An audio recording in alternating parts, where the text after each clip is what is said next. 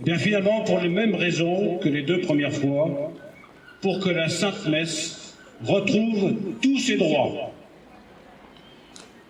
Car il faut bien le reconnaître, mesdames et messieurs du gouvernement, Courteline n'est pas mort.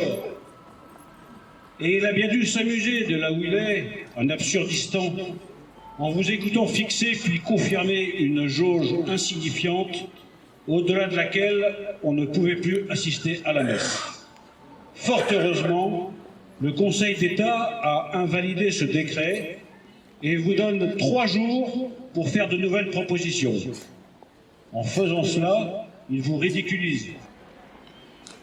En effet, ici en Bretagne, à qui vouliez-vous faire croire qu'il est aussi dangereux pour les quelques heureux élus d'aller suivre leur messe dans une de nos belles petites chapelles que dans la grande basilique Sainte-Anne-d'Auray ou, derrière moi, dans la cathédrale Saint-Vincent? À qui vouliez-vous faire croire qu'avec cette décision absurde, vous feignez d'ignorer que 90% des catholiques français ne peuvent pas pratiquer leur foi? À qui vouliez-vous faire croire que le mètre carré est moins contagieux dans un hypermarché qui regorge de clients que dans une église vide depuis 1 mois? À qui vouliez-vous faire croire que nos lieux de culte sont déniés à Covid alors qu'on a toute liberté pour se déplacer dans le métro? À qui vouliez-vous faire croire que sortant de l'ENA, vous n'êtes même pas capable de faire une règle de 3? Il a fallu que le Conseil d'État le fasse à votre place.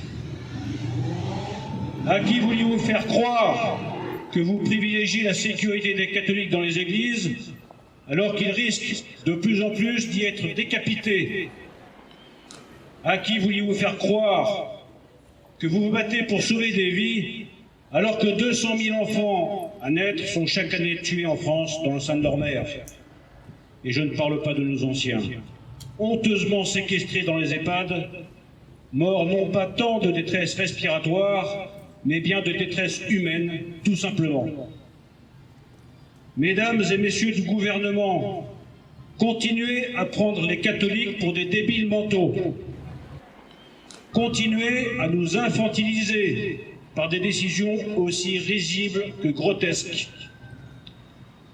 Vous faites semblant d'ignorer que vous n'avez ni le pouvoir de supprimer purement et simplement le culte social, c'est-à-dire la messe, ni celui de fixer des restrictions à son exercice, car cela n'est pas dans votre propre juridiction.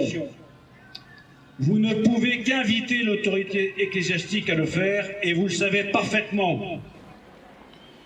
Certes, vous avez la loi pour vous, et nous le respectons. Mais nous avons beaucoup plus que la loi, nous avons la foi. Foi en ce Dieu trinitaire. Foi en ce Dieu qui s'incarne et qui vient parmi nous à chaque messe.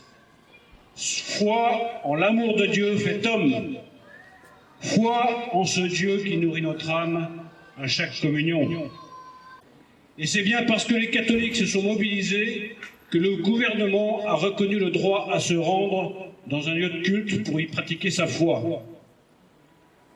Et c'est bien parce que vous vous êtes mobilisés, ne vous y trompez pas, que le Conseil d'État donne 3 jours au gouvernement pour revoir sa copie. Alors, en attendant de nouvelles décisions, reprenons notre chapelet. C'est une arme efficace. Et prions avec confiance notre bonne Mère du Ciel pour que nos gouvernants reviennent à la raison et permettent, par des décisions raisonnables et cohérentes, le retour de l'assistance à la messe pour tous dans nos églises.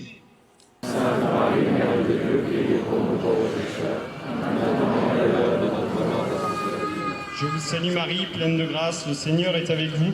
Vous êtes bénie entre toutes les femmes, et Jésus, le fruit de vos entrailles, est béni. Sainte Marie, Mère de Dieu, priez pour nous, pauvres pécheurs, maintenant et à l'heure de la mort. Amen, amen, alléluia. Je m'appelle Yann Kervizic, j'habite à côté de Dinan et je suis ici pour défendre les droits de la messe qui ont été abusivement supprimés pendant le mois de novembre. Et ce rassemblement est d'abord une profession de foi. Une profession de foi pour l'honneur du Christ roi et pour l'honneur de l'Église. C'est la raison pour laquelle, après une courte allocution, nous disons tous ensemble, notamment avec les jeunes catholiques du coin et de la cathédrale qui est derrière moi, un chapelet, dont certains éléments sont chantés, entrecoupés de chants, bien sûr. Et puis, le rassemblement se termine donc, au bout d'une demi-heure, 3/4 d'heure, une fois que nous avons tous prié pour enfin retrouver ce qui nous a été supprimé, c'est-à-dire les droits de la messe.